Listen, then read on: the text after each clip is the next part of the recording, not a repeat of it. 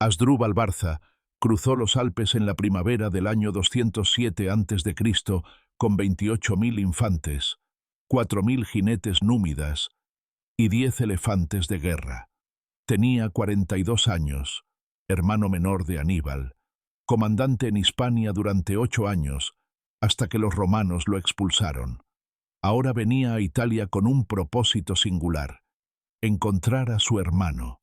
Juntos, con 50.000 hombres combinados, aplastarían Roma. Separados, ambos morirían lentamente en guerras que no podían ganar. Los mensajeros cartagineses cabalgaban hacia el sur buscando a Aníbal en Apulia. Llevaban carta con planes de encuentro: la confluencia del río Metauro en Umbría, 200 kilómetros al norte de Roma. La fecha: mediados de julio. El mensaje nunca llegó. Patrullas romanas capturaron a 4 mensajeros cerca de Tarento. Los interrogaron hasta que hablaron. Luego los degollaron. El Senado romano recibió la carta 5 días después. La crisis era clara: 2 ejércitos Barca convergiendo hacia el corazón de Italia. Cayo Claudio Nerón comandaba 30.000 legionarios vigilando a Aníbal en el sur. Marco Livio Salinator comandaba 40.000 bloqueando a Asdrúbal en el norte. Nerón tomó decisión que cambiaría la guerra. Marchó hacia el norte con 7.000 legionarios selectos, dejando 23.000 manteniendo fogatas encendidas. 400 kilómetros en 7 días. 57 kilómetros diarios con armadura completa bajo sol de julio. 32 legionarios murieron de agotamiento en la marcha.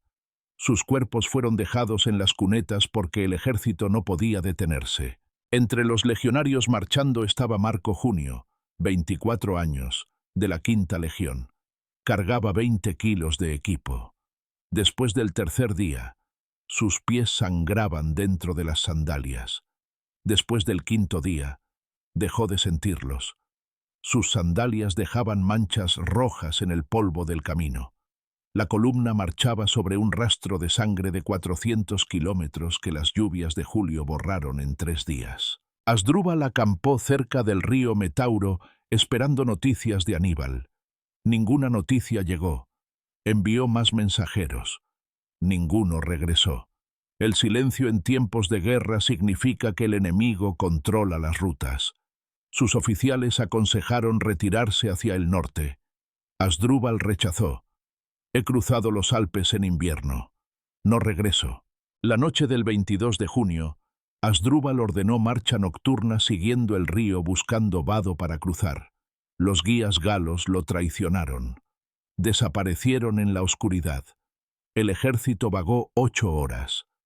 Al amanecer estaban más al norte que cuando comenzaron. Las tropas habían marchado 20 kilómetros para retroceder 3.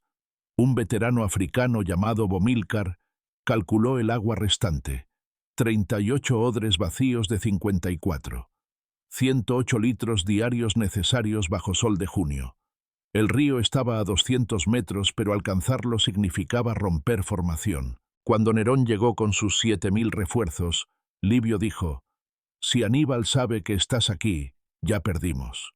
Nerón respondió: «Si lo sabe, es demasiado tarde».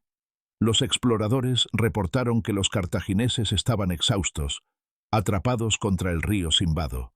Nerón insistió: «He marchado 400 kilómetros. Peleamos ahora». La batalla comenzó al amanecer del 23 de junio. 47.000 romanos atacaron donde 28.000 cartagineses terminaban de despertar.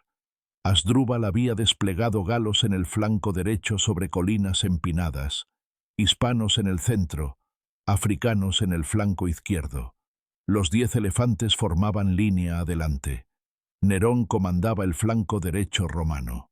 Durante 2 horas, sus legionarios intentaron escalar pendientes bajo lluvia de jabalinas galas. Marco Junio peleaba en el centro contra infantería hispana. Los hispanos usaban falcata, espada curva que cortaba como hacha. Vio al hombre a su izquierda perder el brazo derecho a la altura del codo. El muñón bombeó sangre en 6 pulsos. Luego el hombre cayó. Marco mató al hispano que había cortado el brazo. Empujó su gladius entre la tercera y cuarta costilla. 15 centímetros de penetración, giró la muñeca 30 grados. El hispano cayó. Marco retiró su gladius. La hoja arrastraba un pedazo de pulmón rosado. Lo limpió en su capa y buscó el siguiente enemigo. El combate duró 3 horas sin que ningún lado avanzara. 400 cadáveres romanos en el sector central creaban muralla de carne de 1,5 metros.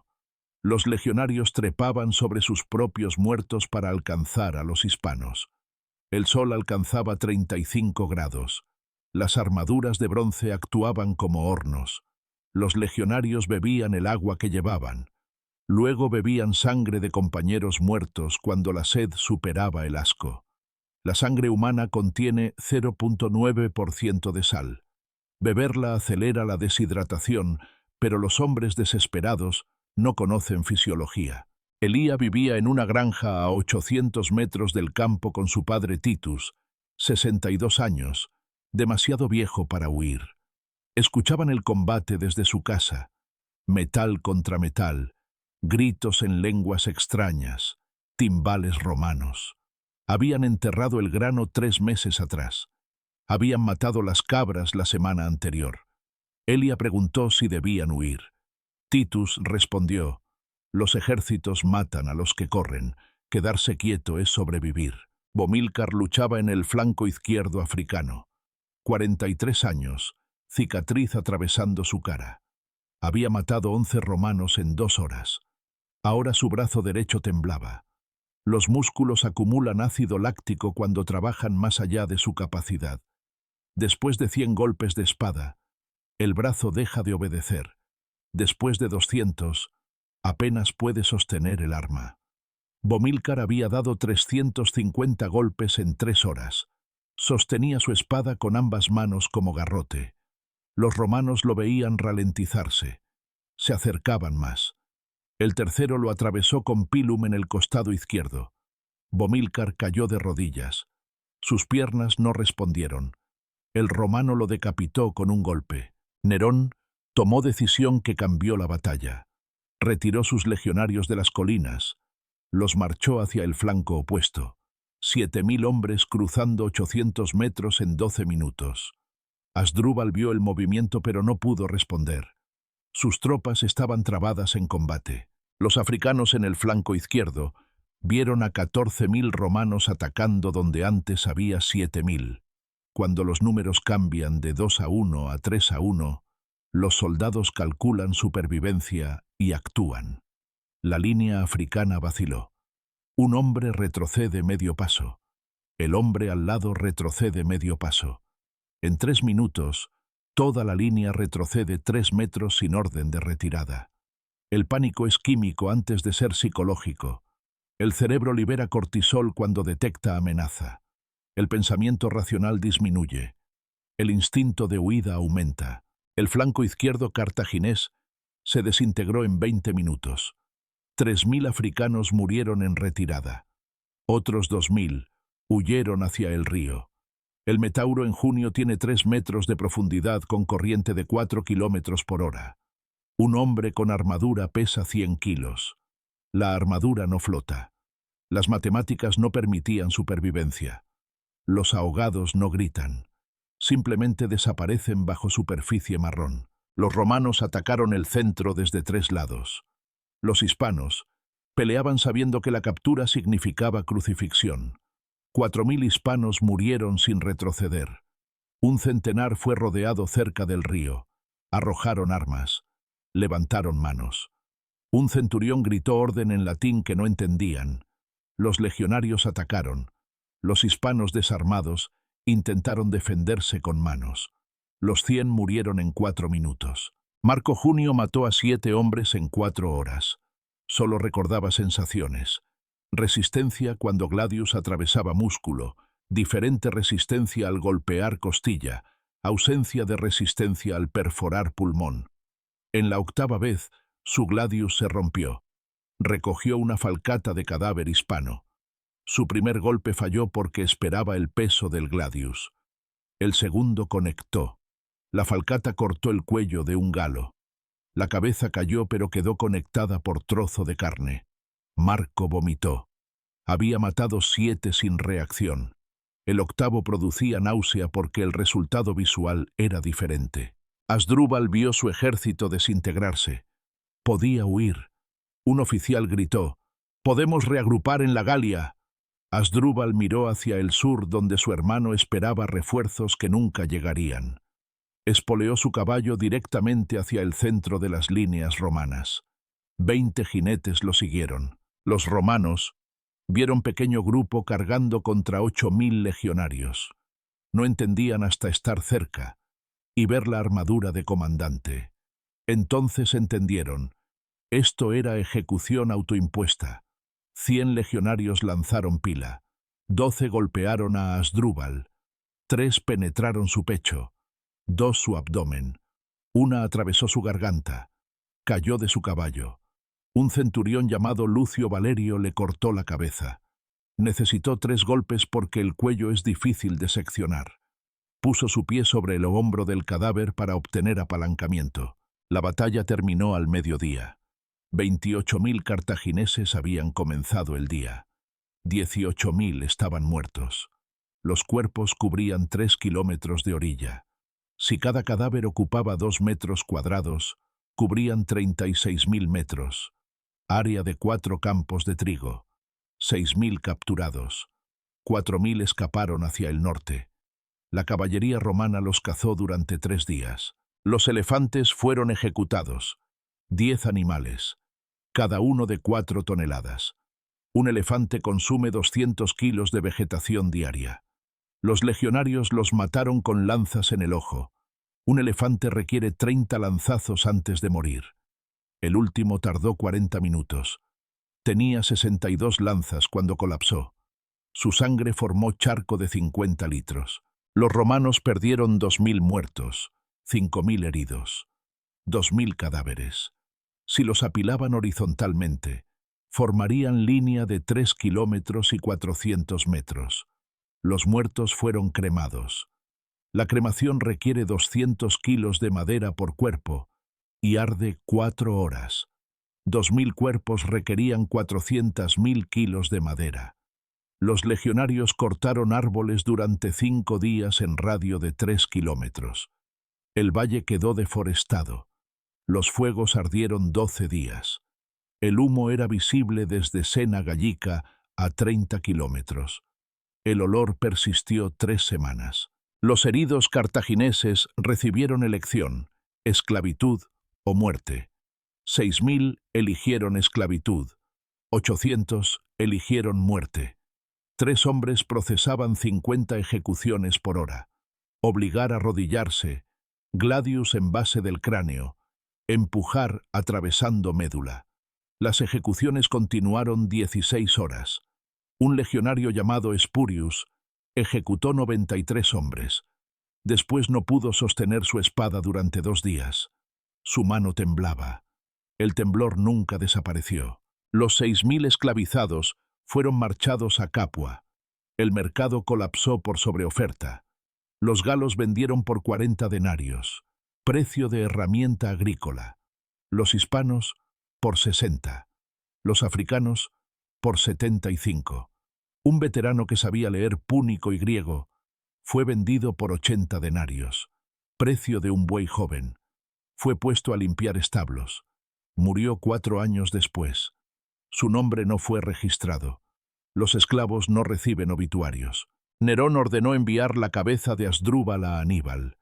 5 jinetes la llevaron hacia el sur. 400 kilómetros en 6 días. Llegaron al campamento de Aníbal en Apulia. Arrojaron la cabeza sobre las líneas durante la noche. Los centinelas cartagineses la encontraron al amanecer. Reconocieron los rasgos incluso después de 6 días. Los tejidos se pudren rápidamente en calor.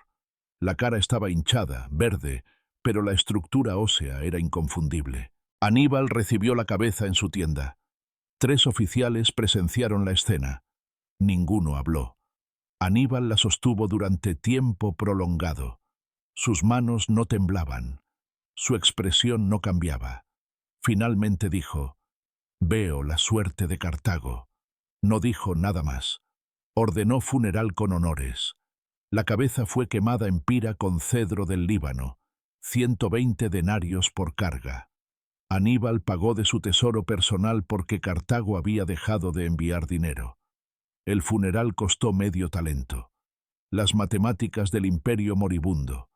Gastar fortunas en ceremonias porque ya no pueden comprar victorias.